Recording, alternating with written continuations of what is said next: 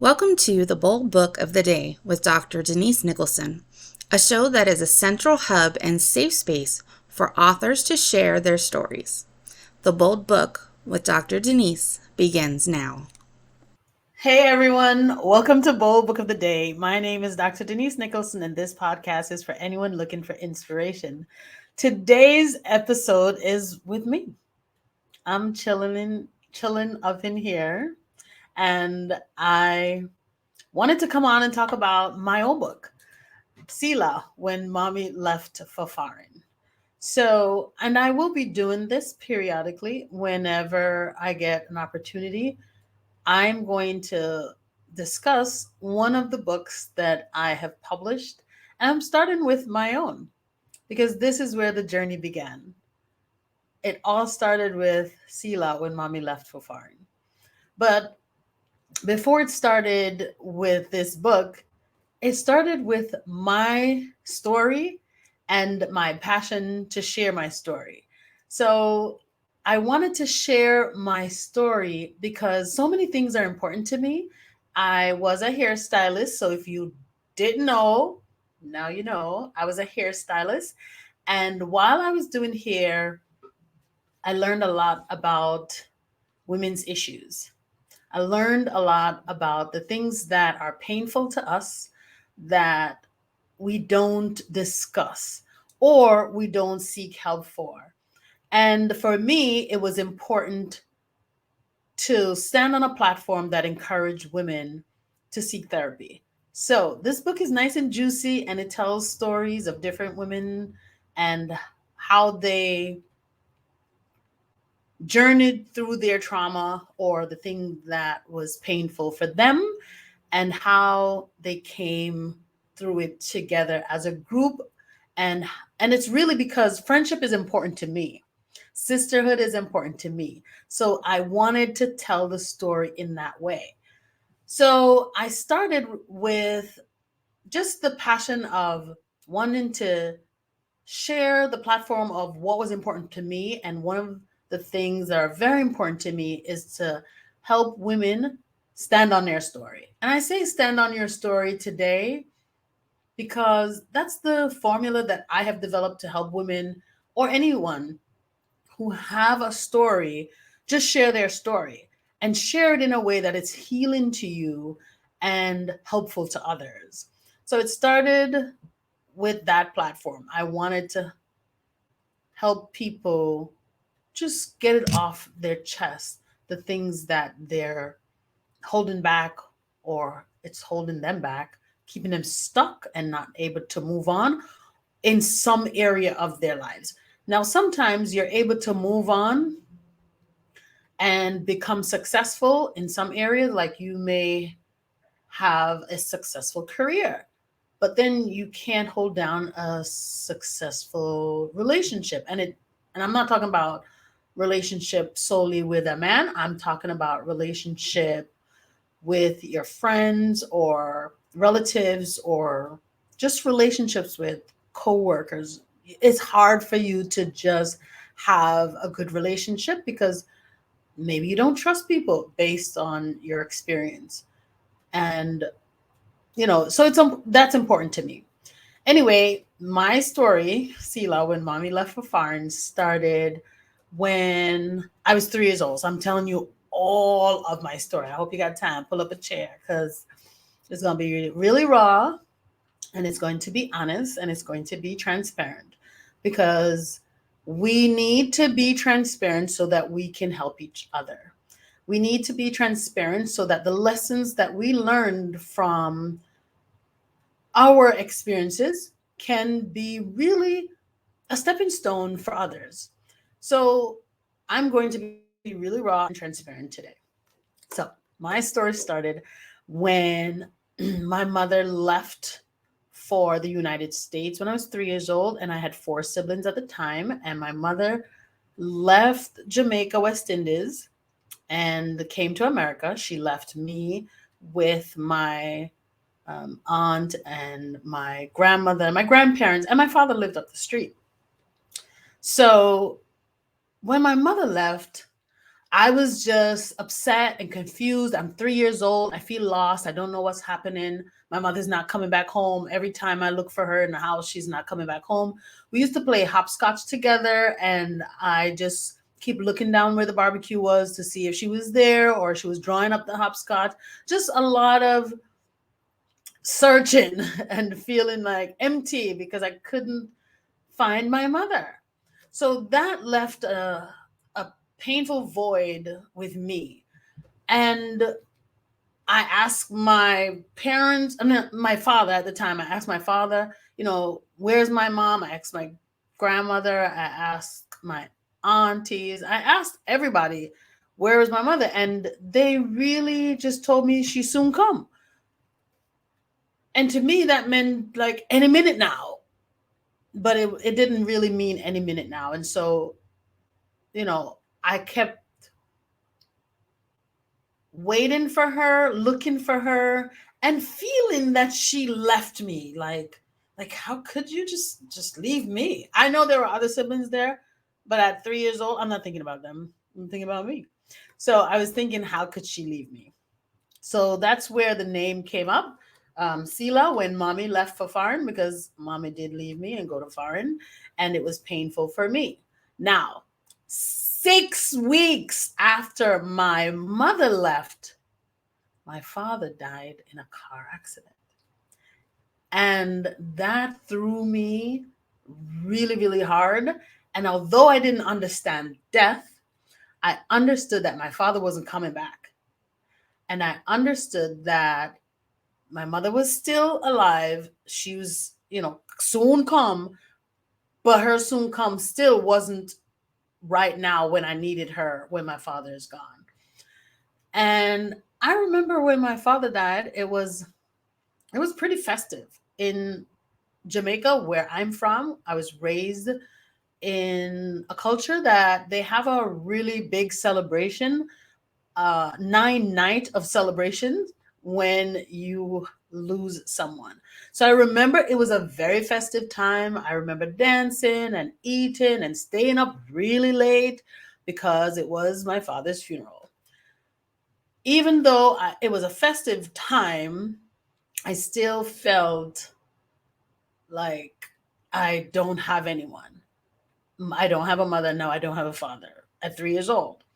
Anyway, the pain from me losing my parents caused me to write this book. So even though my mother, she didn't die, but I felt like I lost her at 3 years old. I did not understand. And so I felt like, okay, I lost my mom.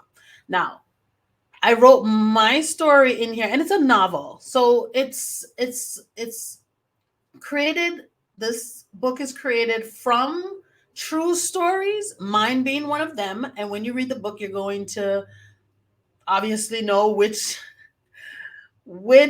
story is mine, but then you probably won't know which story are the other women's. So there's a story in here, and this may not resonate with you. So, if you have never read this book before, you should read it if you've had a story where you've lost something. You've had some painful loss. For me, it was my mom. But for some of the women in this story, they have lost something precious, or just as precious as me losing my mom. Some of the women here have had miscarriages. And one thing about us women, when we go through some tough trauma like a miscarriage, you don't know who to turn to, or the people that you turn to tell you, no, don't worry about it. And it's not nice. I mean, to say don't worry about it, you think that's the best thing you're doing right now. But she's grieving. Someone just died. In her eyes, she lost a child. And it doesn't matter at what stage, it's how she perceived that loss. And so that was important to me because I heard a lot of those stories when I was in the beauty salon, and women did not seek therapy. So I wanted to write a book about different scenarios that women need to seek therapy about, and for you to think of your own situation and realize that you've gone through some things that you probably haven't even sought any kind of help because you feel like you're going to get over it. You know what I'm saying? Or somebody told you, don't worry about it, sweetheart. Now, let me tell you something. We as women need to take care of ourselves. And just like you would go to a physician if you had a bellyache or you had a headache, you would go to a physician for that. Now, when you have trauma, you have to go and get a mental checkup. And we never heard of that when I was growing up. I didn't hear of it. Maybe you guys have, but I know I didn't hear about it. When I lost my dad, nobody said you need therapy. And that would have been kind. That would have been the right thing. But my family, they didn't know about that kind of help. They didn't know about, therapy. So that thing wasn't available for me. But now that I know about therapy, I'm spreading the word, honey. I'm telling everybody. Yes, I am. I'm telling everybody because that's how you promote healing. That's how you look out for each other. That's how you help people find themselves and heal and have a strong, stable mind so that you can connect and move forward and be successful and live freely and live purposefully because you feel healed because you've gone through the steps. Now, it doesn't mean that you're going to forget what you're going through or what you've gone through. It just gives you tools and tips to help you manage your emotions whenever they come up.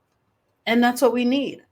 We need to go through these therapies, go through, the help that we need so that we can be strong and so that and it's not I'm not saying that we're not strong. I'm saying that we can be strong and whole and healed. You know what I'm saying?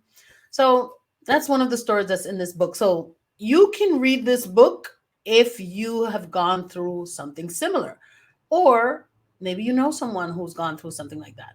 There's also a story in here, and I heard this topic at least 50 times while I was a hairstylist and while I was a bedside nurse.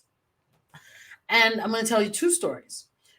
So I wrote a story in this book about incest, and that is of a father having a sexual or intimate relationship with his daughter. Why did I write that story? Because it happens, because I heard it a lot. So when I was a hairstylist, I heard a few stories about incest. I've heard one story where I didn't write that story or a character to share in that story, but I wanted to talk about incest, and that's why I wanted to open up the conversation so that women and can start that conversation in their family, because if it happens and no one's talking about it, guess what? It sets the tone for the next generation for those things to happen because nobody's talking about it. Nobody's sharing what happened and how, you can prevent these things. So anyway, one of the stories that I can share, and this story is not in this book, but one of the reasons why I wrote this story and created this story was because of the stories that I've heard about women having, suffered this kind of trauma. So when I was a hairstylist, there was a little girl that lived nearby, and she used to come and get her hair done since she was little. She lived with her father, and we did her hair from she was very young all the way up till she left for college. We were very proud of her, but then she never came back over the 4 years. She didn't come back to visit to do her hair. I was like, how she just dash away so? Anyway, someone saw her when she graduated and was just sharing that we asked about her and how we asked about her frequently. And they she said she never came back after she went away to school because she felt like She escaped her father because her father was having intercourse with her and she wanted to just get away. So that's one story that I know of. Then I also interviewed many women, and at least 50 people have shared with me that they had some kind of intercourse with their either biological father or stepfather.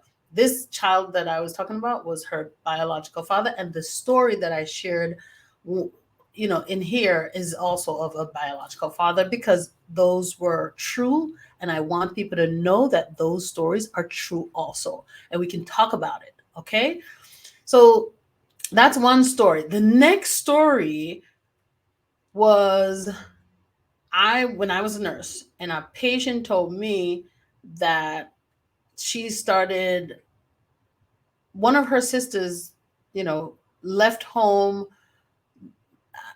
right for college and never came back. She left for college and never came back until the father died. And she didn't come to the father's funeral. She came after the father's funeral to see the family. But she said she didn't come to the funeral because the father had raped her and had sexual intercourse with her when she was young. These things we have to talk about in our community, and these things we have to talk about because how are you going to get help if you're afraid to even bring to the surface some of the pain that you've gone through?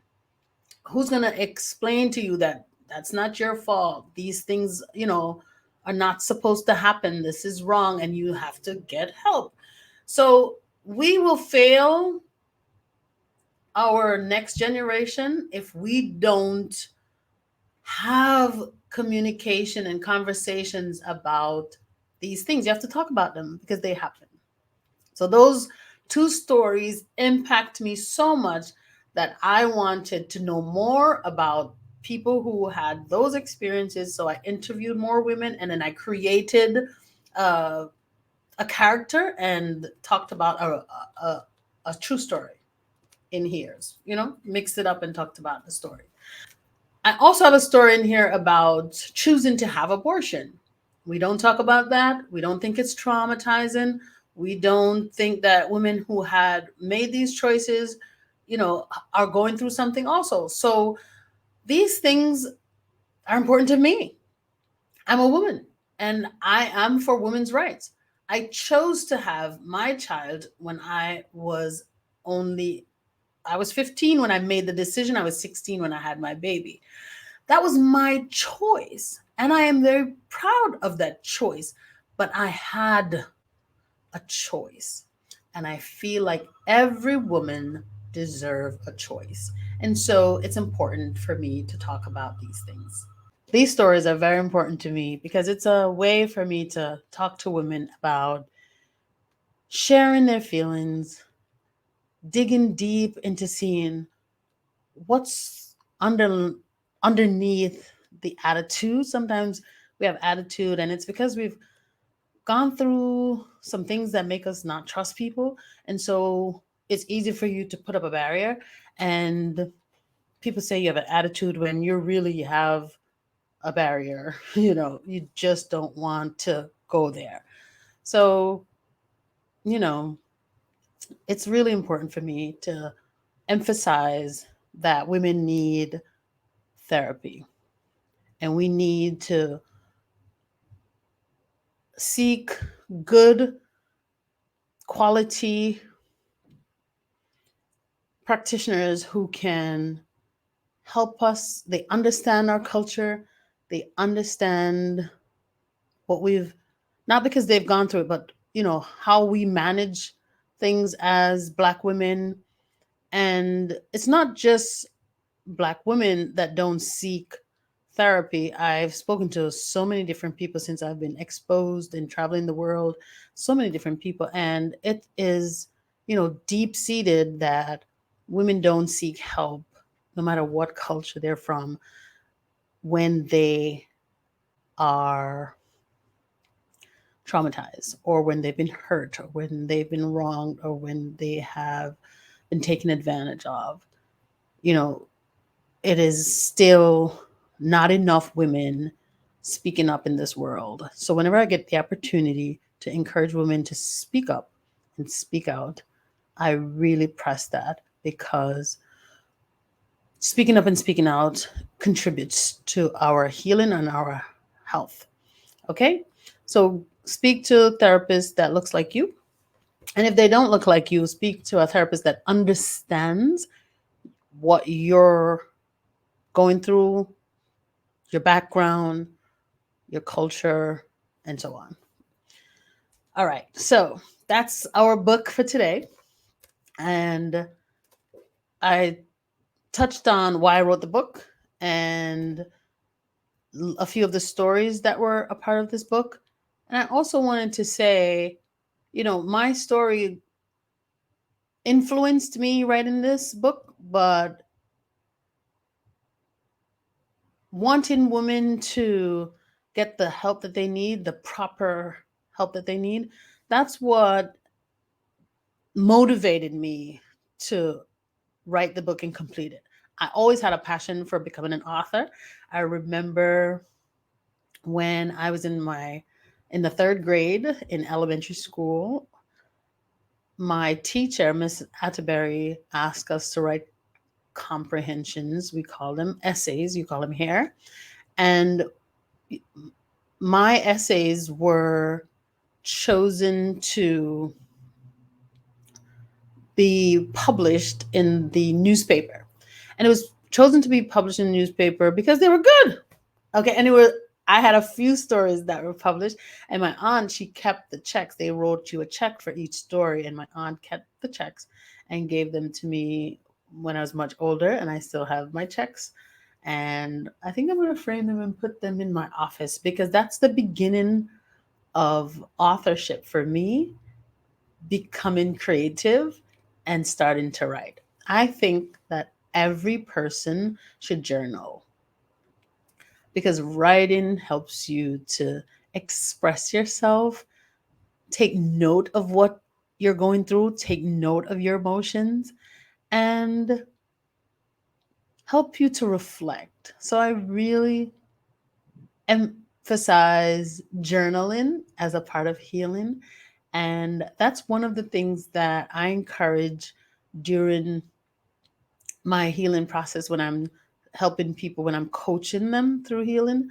I ask them to keep track of their day and their emotions during, their day, and write about it, how you feel, think about it, because this is the only time that you're going to get to focus on what you thought, why you thought that, how can you move forward, how can you put that, behind you, or how can you address certain things.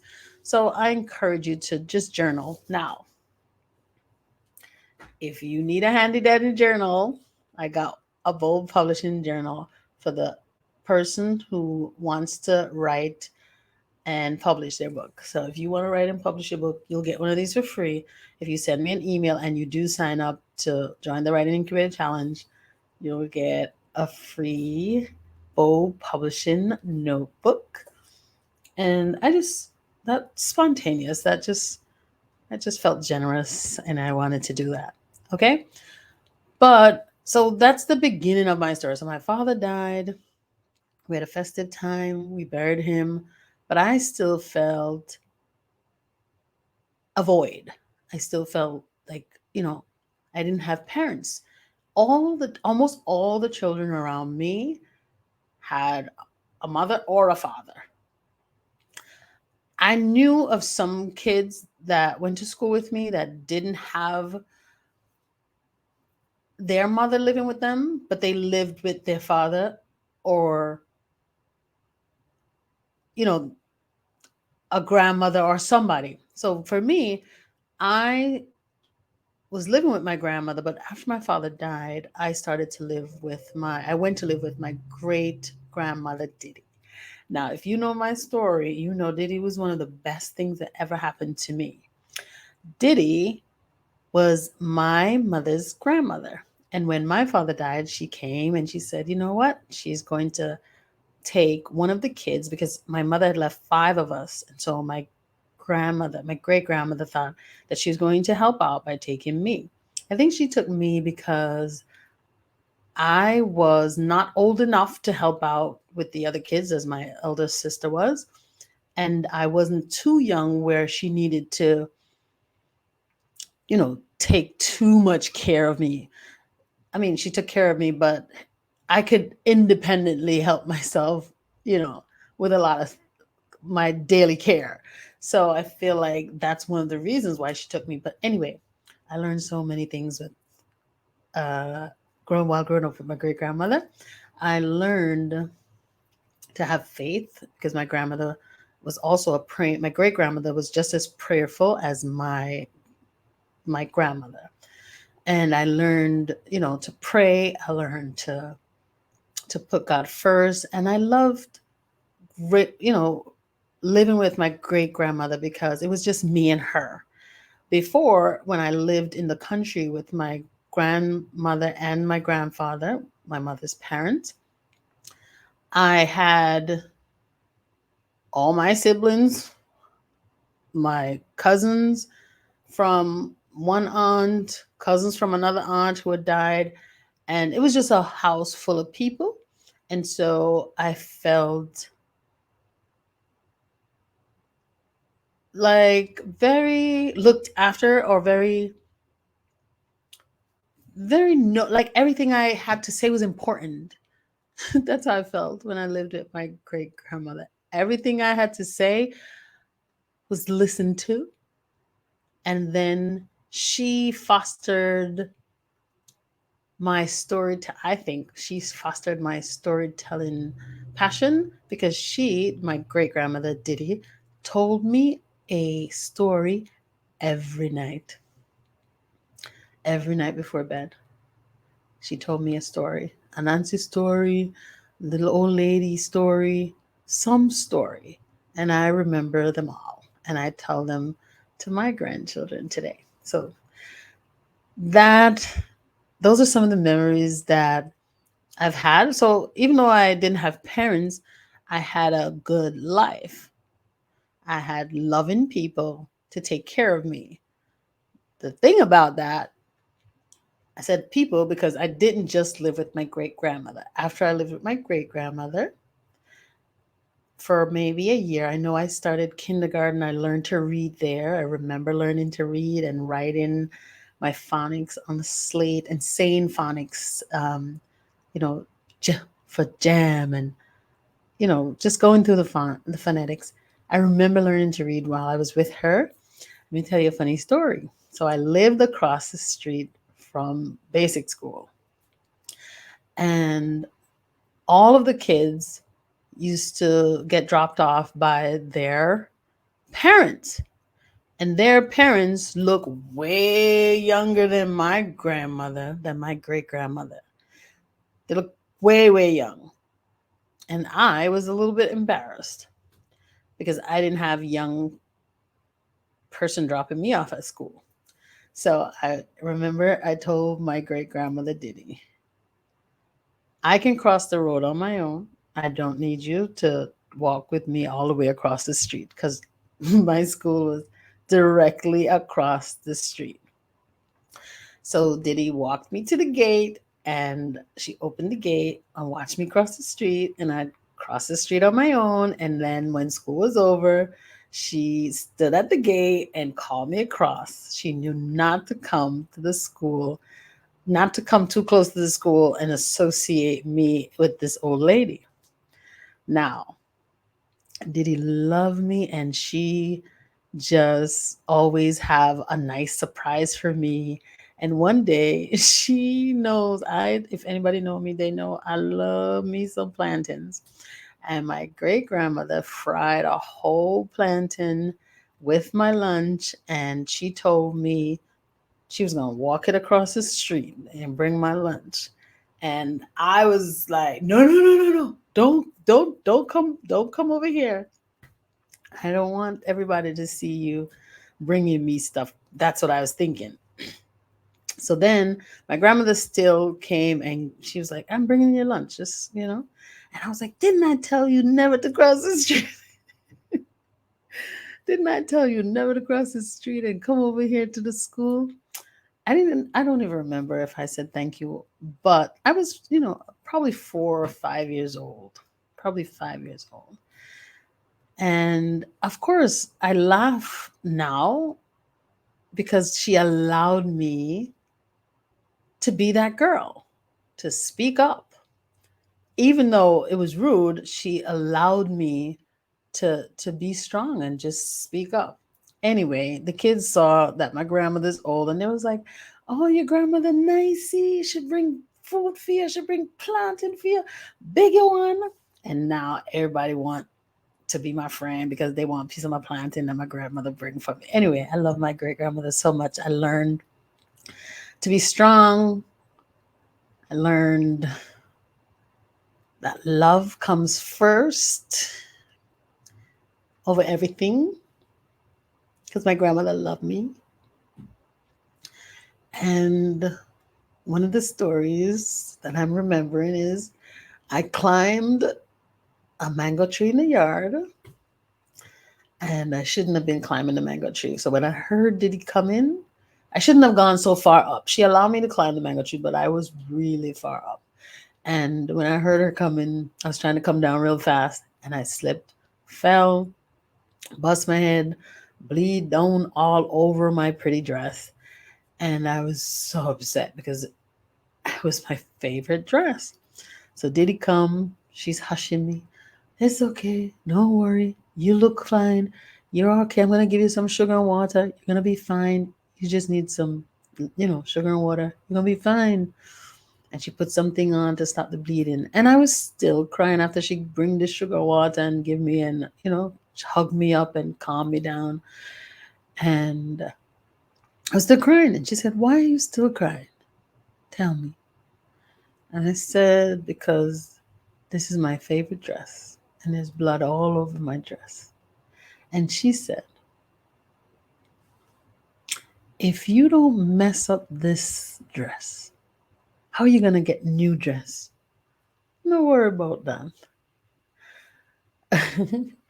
So my grandmother is very forgiving, very kind, very loving, and I emulate her with my grandchildren. Now I wasn't that kind and loving when I was raising my own children because I was young and dumb and didn't know how to be a great mother, but I'm a much better grandmother and I've tried to be a great mother and I've learned to be a better mother and I've been doing a good job as my children got older, but I'm a wonderful grandmother and I'm very proud of that because I emulate my great grandmother Diddy and my grandmother Mama Darling Dear.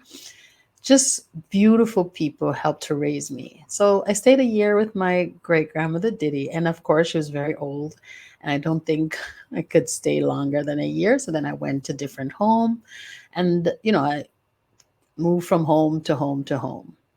I'll tell you more about my story another time. But thank you for listening. Get my book, Sila, When Mommy Left for Farin. Give it to a friend, someone that has some kind of struggle that they've been going through. What they will learn from this book is the importance of sisterhood, the healing power of friendship, and the strength of a woman lies within. You decide that you're going to heal. You decide that you want to be better. You decide that life doesn't stop at whatever went wrong or whatever you didn't accomplish or whoever hurt you. You decide to heal. You decide what you want. Yeah, I was hurt and I kept on making decisions that was not really the best. They weren't the great decisions because I was young. But I say all that to say that I turned out well. And I turned out well because I had good counsel. I had a plan. I stuck to the plan. And in the end, I became this resilient woman, educated, who is successful and is very ambitious and about to do even more great things because I believed in myself. Believing in yourself means you put in the work. Believing in yourself means that you listen and you apply the things that can make your life better. Believing in yourself doesn't mean you don't make mistakes. That's so far from it. Believing in yourself means that you put in the work no matter what. You don't accept excuses, no matter how factual they are. You don't accept excuses as reason not to get something done. Decide, make a plan where you want to be, and give yourself time. For me, I wanted to become a nurse. I wanted to get an education. Even though I was a hairstylist, I felt like that was enough education for me. I felt like I was a failure because I failed my common entrance exam. And I always felt like I needed to prove myself and I needed to get smart. So when I started to create the plan for the new me, I wanted an education. I was doing well as a hairstylist. I was traveling, I was doing celebrity hair. I did Missy Elliott's hair, I did Aaliyah's hair, I did a few people's hair and total and all that. But I did not feel accomplished until I got the education that I wanted. So I made a plan to become a registered nurse. And today I'm a doctor of nursing practice. I didn't set out to be a doctor of nursing practice. I really just wanted to get an education and become a registered nurse.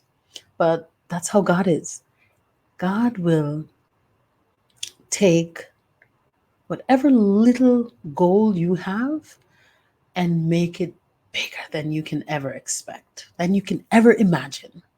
I really never dreamed of. I didn't even know that what that was when I was going into nursing. So I didn't dream of it. But God is a good God and he will give you more than you ask for if you just worship him, praise him, be grateful to him, and make a plan for yourself. Believe in yourself. God will certainly give you more than you ask for.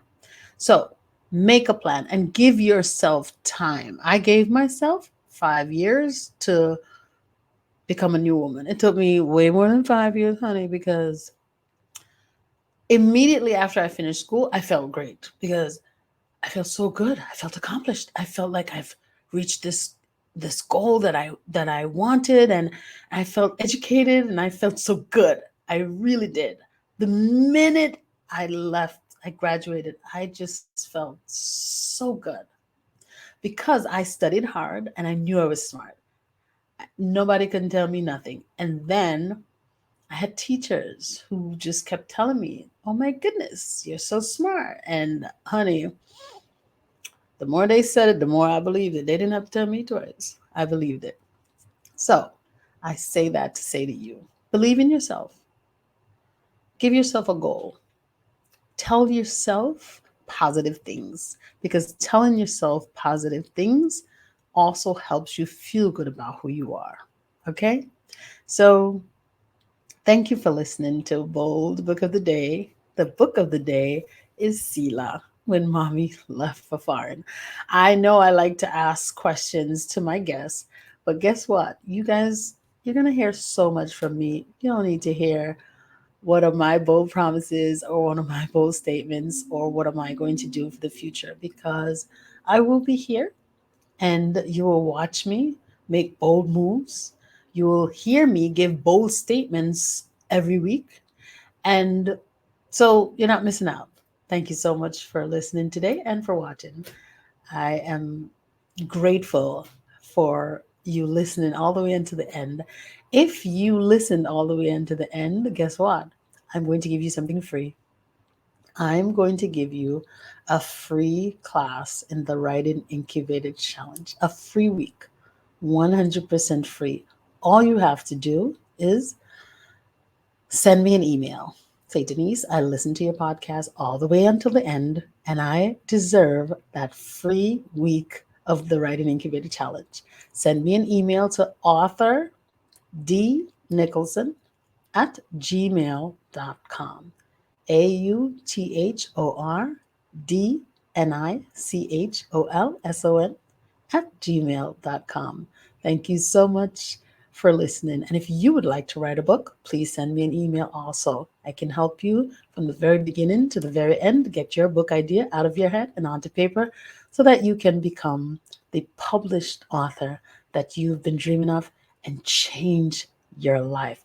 This book has brought me around the world to another continent and back.